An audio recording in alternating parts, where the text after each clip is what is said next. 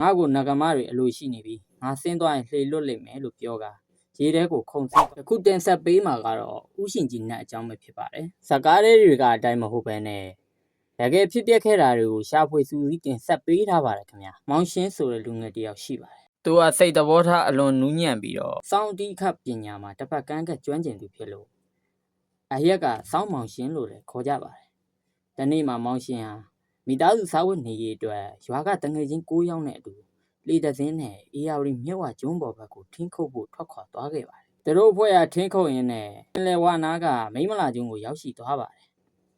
အဲ့ဒီကျွန်းကအဆောင်လျှောက်ကြီးပြီးနဂါးမညီနောင်အုပ်စိုးတဲ့နေရာလို့လည်းဆိုကြပါတယ်သူတို့တငယ်ချင်းတွေကလှေဆောင်ဖို့အတွက်မောင်ရှင်ကိုထားခဲ့ပါတယ်အဲ့ဒီအချိန်မှာမောင်ရှင်ဟာတငယ်ချင်းတွေပြန်မလာသေးတာကြောင့်ပြင်းနေတာနဲ့သူ့ရဲ့ဆောင်းကိုထုတ်ပြီးတီးခတ်ပါတော့တယ်အဲ့ဒီအတန်ကိုနဂါးမညီနောင်ကကြားတဲ့အခါမှာအင်မတန်ဆွဲလန်းသွားပါတော့တယ်အဲဒီလိုနဲ့ထင်းတွေအပြစ်တင်ပြီးအပြန်လန်းမှာတော့ထူးဆန်းတဲ့အဖြစ်တစ်ပြက်တစ်ခုကြုံရပါတော့တယ်လေပီလင်းချင်းတိုက်နေပေမဲ့သူတို့လေဟာရှေ့ကိုတက်ဖမ်းမှမရွေပဲကြောက်ချထားသလိုငဲမြန်နေပါဒါဟာကျွန်းတော်နဂါးမတွေကမောင်ရှင်းရဲ့စောင်းတန်ကိုဆွဲလန်းလွန်းလို့မောင်ရှင်းကိုကြံရစ်စေချင်တာကြောင့်လေကိုဆွဲထားတာဖြစ်ပါတယ်လေပေါ်ပါသူတွေကကြောက်လန့်တကြားနဲ့ဒီထဲမှာနတ်မျက်စိကျသူပါရင်ထွက်ခဲ့ပါငါတို့အားလုံးအသေးမခံနိုင်ဘူးလို့တိုင်တယ်ပြီးမဲနှိုက်ကြပါတယ်အောင်ဩစရာကောင်းတာကမောင်ရှင်နှိုက်တဲ့အခါမှာမဲကပေါက်နေပါတယ်ဒါကြောင့်လေတကြီးက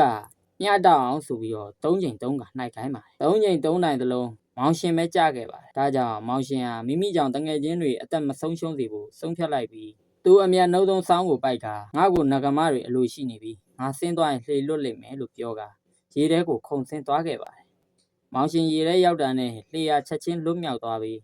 တငယ်ချင်းတွေလည်းအသက်ဘေးကလွတ်မြောက်ခဲ့ရပါတယ်မောင်ရှင်ကတော့ရေထဲမှာပဲကွယ်လူပြီးရေငန်ပိုင်ဥရှင်ကြီးအဖြစ်နှက်ဖြစ်သွားပါတယ်လူအများသူမသိသေးတဲ့ဥရှင်ကြီးရဲ့လှုပ်ဝက်ချက်ကတော့သူဟာရေထဲကိုမဆင်းခင်မှာသူ့ရဲ့တက်ပြောက်ဆောင်းနေအတူနဂမတွေကိုချိန်သာတိုက်ခဲ့တာမဟုတ်ပဲမေတ္တာရက်ခံခဲ့တာဖြစ်ပါတယ်သူဟာနဂမတွေကိုဖျော်ဖြေဖို့တဘောတူခဲ့တဲ့အတွက်နဂမတွေကသူ့ကိုတာမန်နတ်စိမ့်အစ်စ်မဟုတ်ပဲရေငန်တခွင်လုံးကိုအုပ်ချုပ်တဲ့အေယာဝတီမြဝကျွန်းပေါ်အရှင်သခင်ဆိုတဲ့အာဏာကိုအနှင်းခဲ့တာပါဒါကြောင့်ဥရှင်ကြီးကတခြားနတ်တွေလိုခြောက်လန့်တာမျိုးမရှိပဲရေလုံသားတွေကိုကယ်တင်တဲ့ဂယုဏရှင်နတ်အဖြစ်တည်ရှိနေတာပါနောက်ထပ်လိုအပ်ချက်တစ်ခုကတော့သူဟာအမဲသားကိုအလွန်မုန်းတီးတာပါသူသေဆုံးစဉ်ကနဂမတွေရဲ့တန်ရှင်းတဲ့နေမြေမှာအမဲသားစားသူတူပါဝင်ခဲ့လို့လှေအစွဲခံရတာဆိုတဲ့အရက်အယူဆတွေရှိတာကြောင့်ယနေ့တက်တိုင်းသူ့ကိုပူဇော်ရင်အမဲသားလုံးဝမတင်ရခြင်းဖြစ်ပါတယ်အဆုံးထိကြည့်ရှုပေးကြတဲ့တယောက်ချင်းစီတိုင်းကျေးဇူးအထူးပဲတင်ရှိပါတယ်ကျွန်တော်တို့ရဲ့ channel လေးကို like and subscribe လေးလုပ်ပေးကြပါအောင်ခင်ဗျာကျွန်တော်ကတော့ကိုညီပဲဖြစ်ပါတယ်